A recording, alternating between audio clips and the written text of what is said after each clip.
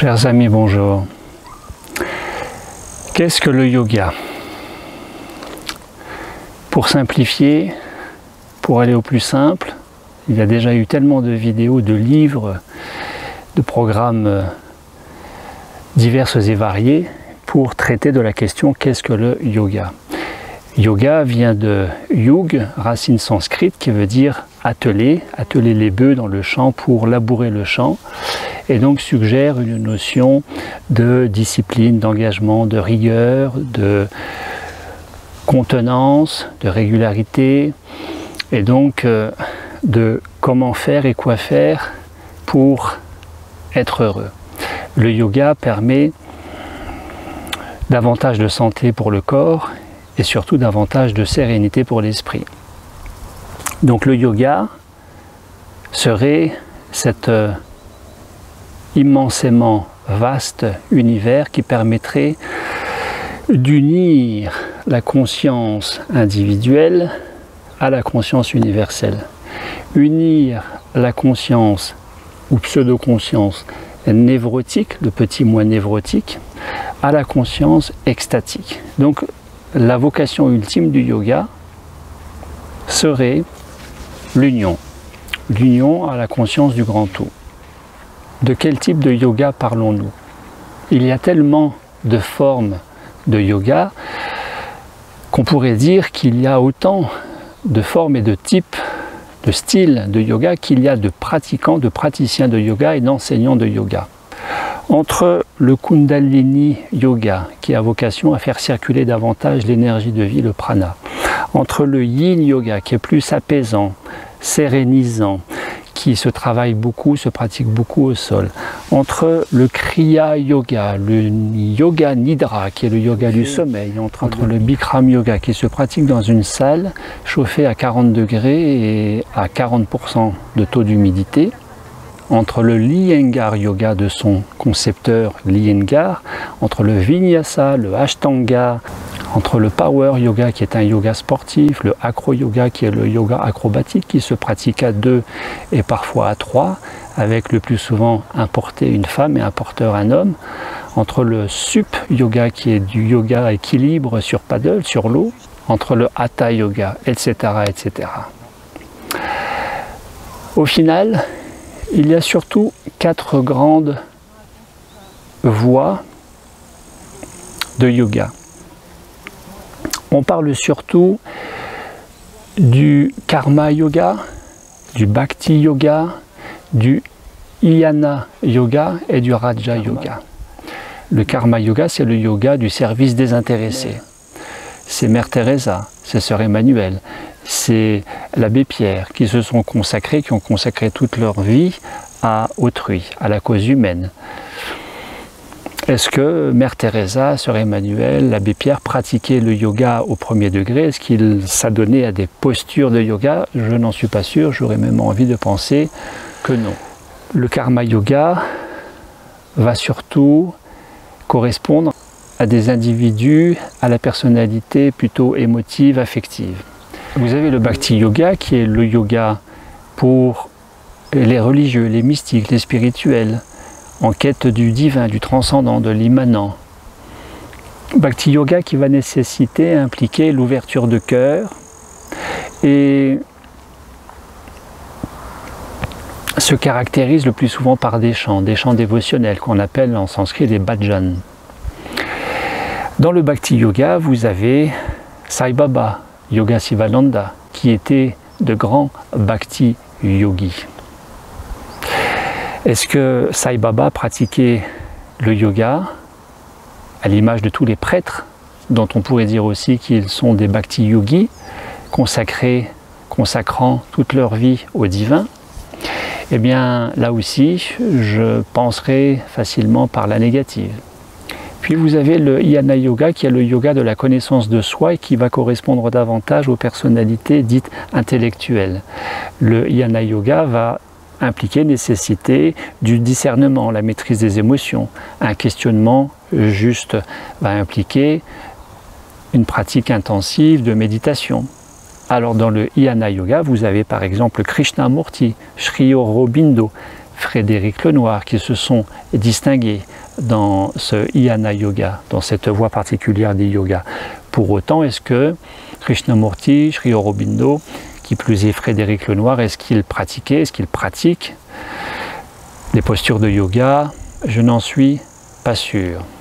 Enfin, vous avez le yoga dit scientifique, le yoga royal ou le Raja Yoga, qui va correspondre davantage aux individus à la personnalité type analytique, scientifique, tels que se sont distingués par exemple Yogananda, Krishnamacharya, mais aussi les contemporains Joe Dispenza, Greg Braden, Bruce Lipton.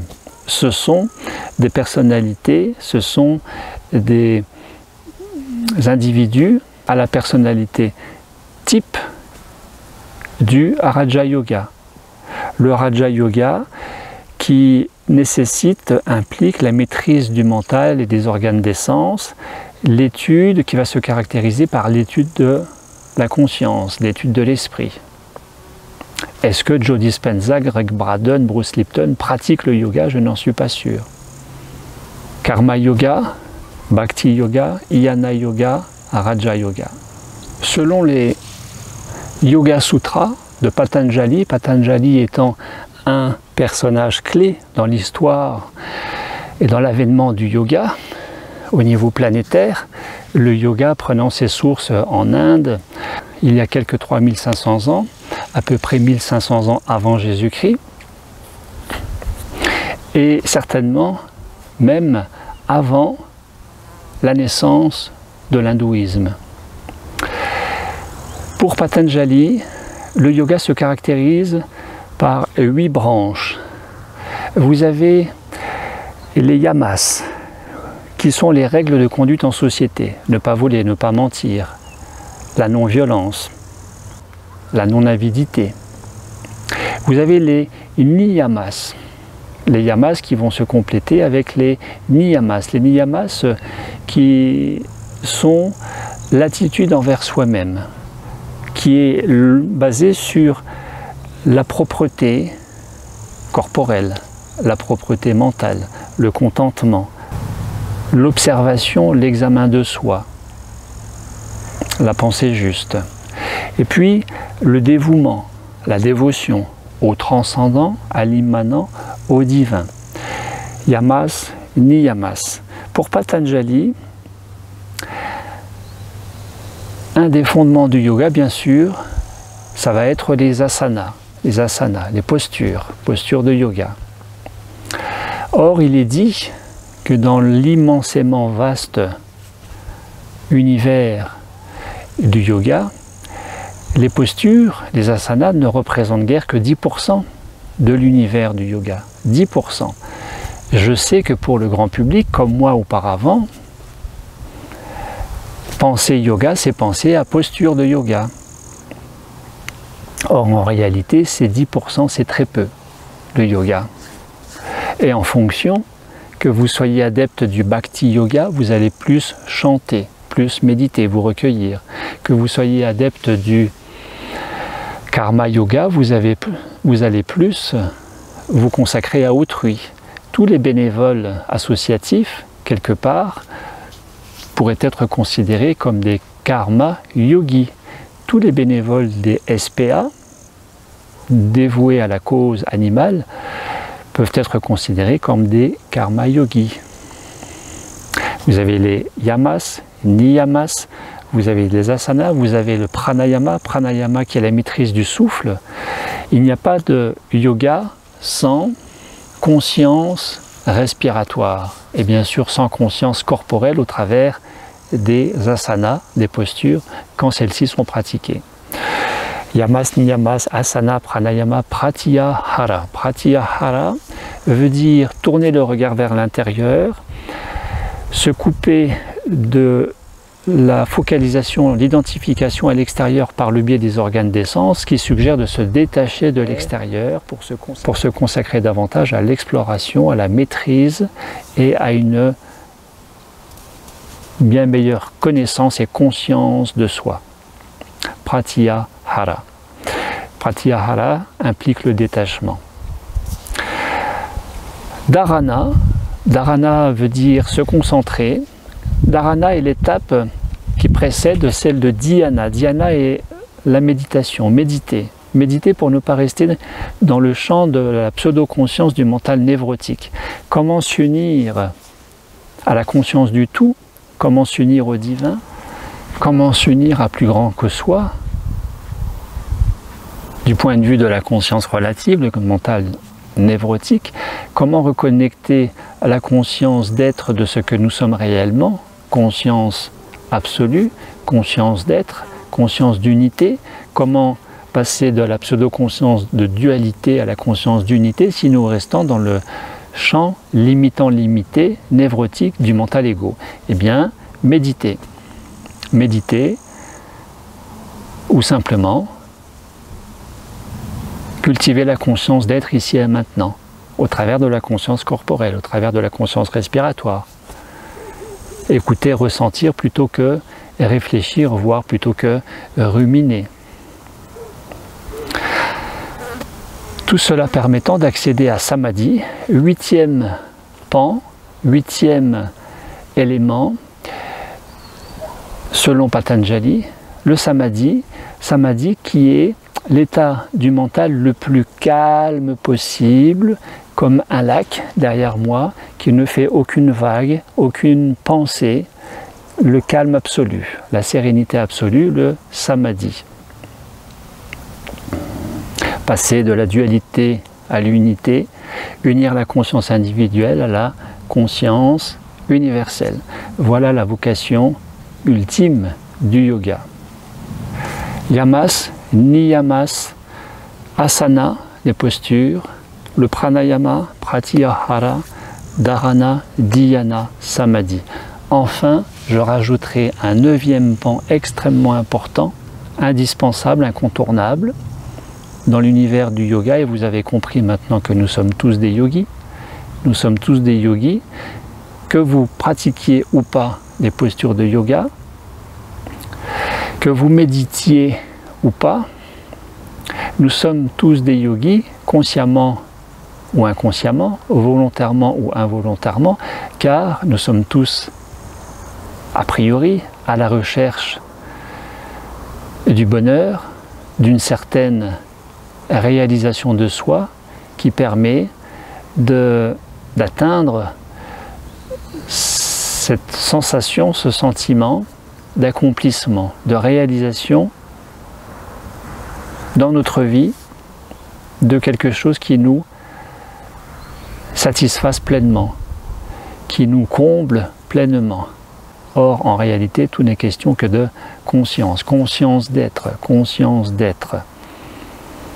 en ramenant le passé et le futur à ici et maintenant. Le yoga est censé aider dans ce sens. La méditation est censée aider dans ce sens. La concentration, la maîtrise respiratoire, les yamas, les niyamas. Pratyahara, la désidentification aux objets perçus par les organes des sens, etc., etc. Voilà la vocation ultime, une fois encore, du yoga. Plus nous restons dans une pseudo-conscience de dualité, plus nous essayons de vivre bon gré mal gré, avec cette névrose dont il est question de composer avec tous les jours, et plus nous sommes sujets au stress, à la malbouffe, à la maladie, et finalement à une certaine insatisfaction de sa propre vie. Plus nous cultivons l'unité en transcendant, non pas en luttant contre la dualité, mais en transcendant la dualité, en composant avec la dualité, plus nous pouvons générer de satisfaction dans notre vie et de sentiments d'accomplissement dans sa vie. Donc je voulais compléter un 9e point qui est le régime des yogis. Le régime des yogis, puisque vous et moi nous sommes des yogis, le régime alimentaire des yogis qui va aider à se consacrer plus facilement aux règles de conduite en société que sont les yamas, à l'attitude envers soi-même la plus nourrissante, élevante pour soi-même, que sont les niyamas, plus ça va être facile de cultiver les postures de yoga, la maîtrise respiratoire, le détachement, pratyahara, la concentration, dharana, la méditation, dhyana, le samadhi. Le régime alimentaire des yogis, qui est dans le meilleur des cas sattvique, il est dit sattvique voulant dire le plus adapté à une santé optimale du corps et à une paix de l'esprit la plus élevée, qui est tout simplement le régime 3V, végétal, cru, cuit, fruits et légumes, oléagineux, fruits secs, associés au jeûne régulier, 24 heures par semaine. Le régime des yogis qui est indispensable quand vous voulez vous consacrer à l'univers de la pleine santé du corps et à la pleine sérénité de l'esprit. Et au-delà de la santé du corps et de la sérénité de l'esprit, eh bien peut-être contacter cette conscience d'unité ou conscience yogique, conscience pranique, conscience d'être avec le tout. Unir la conscience individuelle, dualiste, avec la conscience universelle, l'unité, la conscience au tout. Reconnecter au final ce que nous sommes véritablement. Être de conscience, d'unité incarnée, fourvoyer jusque-là dans une pseudo-conscience de dualité dont la vie nous suggère de prendre conscience et de nous réajuster, recaler sur cette unité, conscience d'être un, ici et maintenant au présent. Et donc, ceci étant dit, comment pratiquer le yoga? Comment pratiquer les postures? Réponse dans la prochaine vidéo. Merci à vous.